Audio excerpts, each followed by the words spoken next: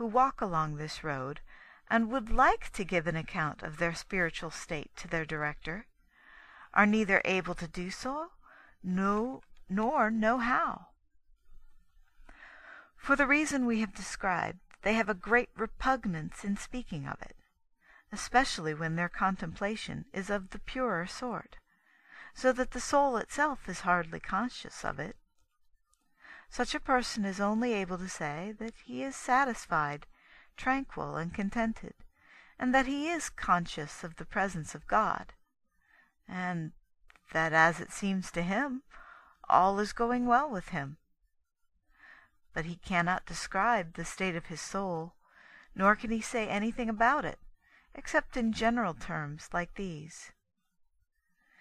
It is a different matter when the experiences of the soul are of a particular kind, such as visions, feelings, etc., which being ordinarily received under some species wherein sense participates, can be described under that species, or by some other similitude. But this capacity for being described is not in the nature of pure contemplation, which is indescribable, as we have said, for the which reason it is called secret. And not only for that reason is it called secret, and is so, but likewise because this mystical knowledge has the property of hiding the soul within itself. For besides performing its ordinary function, it sometimes absorbs the soul and engulfs it in its secret abyss, in such a way that the soul clearly sees that it has been carried far away from every creature,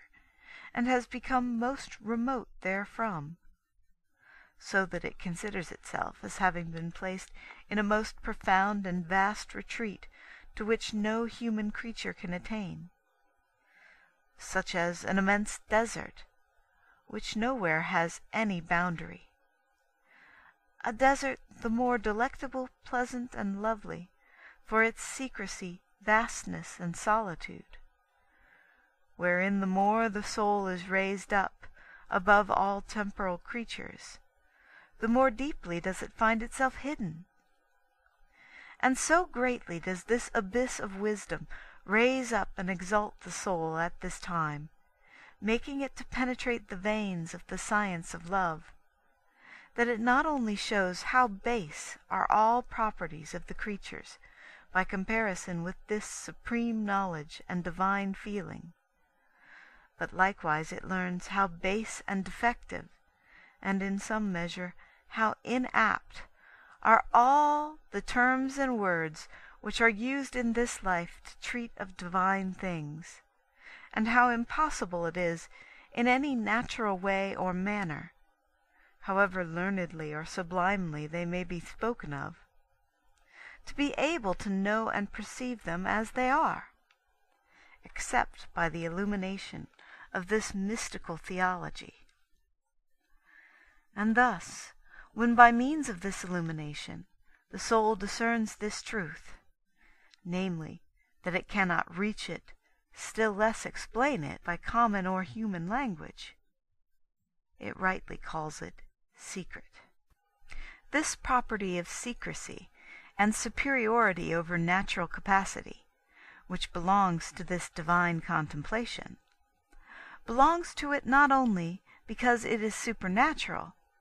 but also inasmuch as it is a road that guides and leads the soul to the perfections of union with God, which, as they are things unknown after a human manner, must be approached after a human manner by unknowing and by divine ignorance. For speaking mystically, as we are speaking here, divine things and perfections are known and understood as they are, not when they are being sought after and practiced, but when they have been found and practiced. To this purpose speaks the prophet Baruch concerning this divine wisdom. There is none that can know her ways, nor that can imagine her paths. Likewise, the royal prophet speaks in this manner concerning the road of the soul, when he says to God, "Your lightnings lightened and illumined the round earth. The earth was moved and trembled. Your way is in the sea, and your paths are in many waters, and your footsteps shall not be known." All this, speaking spiritually, is to be understood in the sense wherein we are speaking. For the illumination of the round earth by the lightnings of God is the enlightenment which is produced by this divine contemplation in the faculties of the soul. The moving and trembling of the earth is the painful purgation which is caused therein. And to say that the way and the road of God, whereby the soul journeys to him, is in the sea, and his footprints are in many waters, and for this reason shall not be known, is as much as to say that this road whereby the soul journeys to God is as secret and as hidden from the sense of the soul as the way of one that walks in the sea, whose paths and footprints are not known, is hidden from the sense of the body. The steps and footprints which God is imprinting upon the souls that he desires to bring near to himself, and to make great in union with his wisdom, have also this property, that they are not known. Wherefore in the book of Job mention is made of this matter in these words: "Have you perchance known the paths of the great clouds, or the perfect knowledges?"